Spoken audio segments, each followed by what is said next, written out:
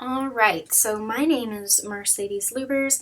Um, I did my personal creative project over female health narratives, and I decided to choose this topic because I'm actually going through some different medical problems at the moment, and I wasn't feeling like my medical providers were really listening to me, and so I started looking at other medical groups on the internet, and this seems to be a common phenomenon where especially women feel that they're not being listened to by their doctor, or they're constantly told, well, it's just your weight, and they see the weight as the problem instead of sometimes as the symptom.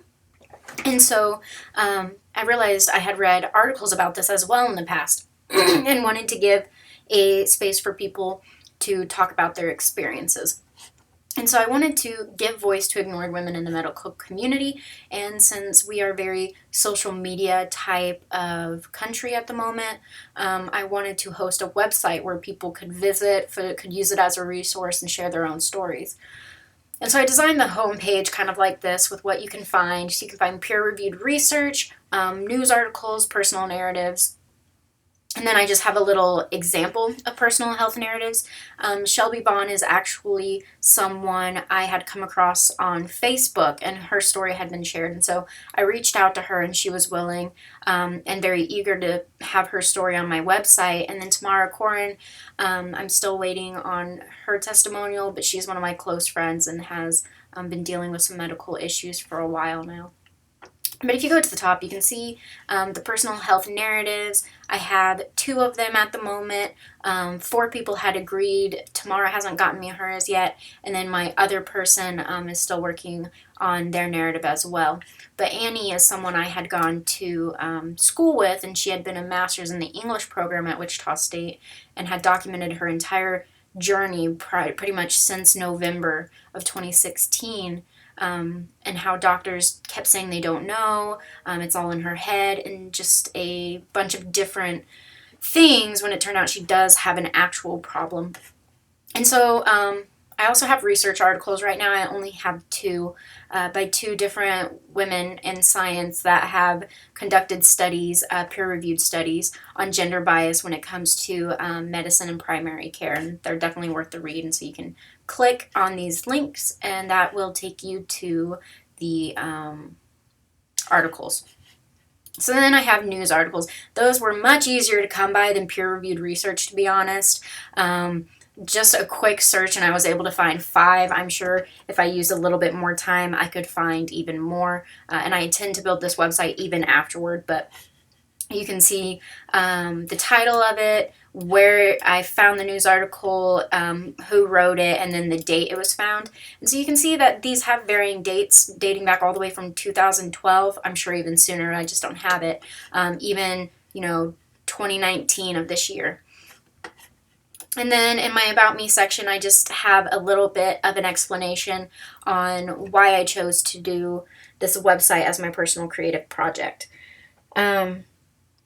Overall, it was a pretty, not like hard project. Definitely finding the research articles, the peer-reviewed research is more difficult than it is to find news articles. And so that was one of the challenges that I came across.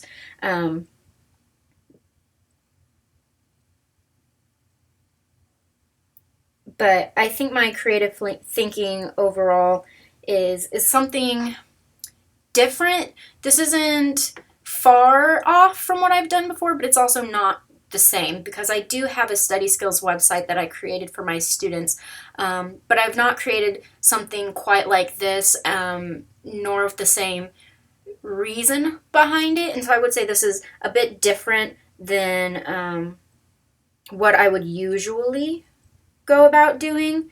I feel like it's unique because it gives other people the chance to tell their stories, and usually the only way you can find these personal health narratives is through someone's blog or on social media through that person's webpage, or in these communities built off of like Facebook groups.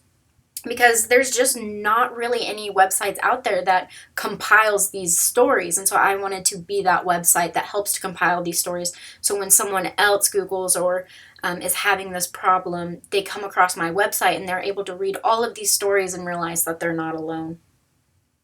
So the last question is, what areas of creative growth does your project reflect, and in what ways? Fluency, flexibility, originality, elaboration, and risk-taking. So I definitely think it has to be flexible because there are things that are going to need to be adjusted. I have to be willing to take down a story if someone suddenly decides that they don't want it up anymore. But also, I think it's rather original. It's not in the sense that personal health narratives are out there, but it is original in the fact that there's no one website hosting these personal narratives that I have been able to find. And so I think it's original in that way.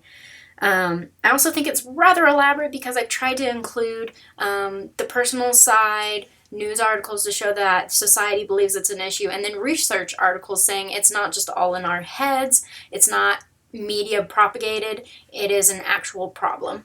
And then risk-taking. I think this could be defined as risk-taking because I do have to go out and ask people for their stories if they're willing to share them, and also realize that in the medical community, individuals really can be taken not seriously. And if I were to seek medical help later on and they saw that I had built this kind of website, they may think I am a hypochondriac or in it for a story or something like that. But I am very passionate about this project, and it was nice to be able to work on something that I never would have thought of working on otherwise. And overall, I hope you like my personal creative project. And if you're a female, sorry guys, and other identifiers, but if you have a story of medical neglect or just being not listened to in the medical community, I would really appreciate hearing your stories too, and I could add you to this personal health narrative section. And hopefully this website will continue to grow. It's not something I intend to just slap on and then forget about. I would like to develop it and really make it something great eventually. Thank you.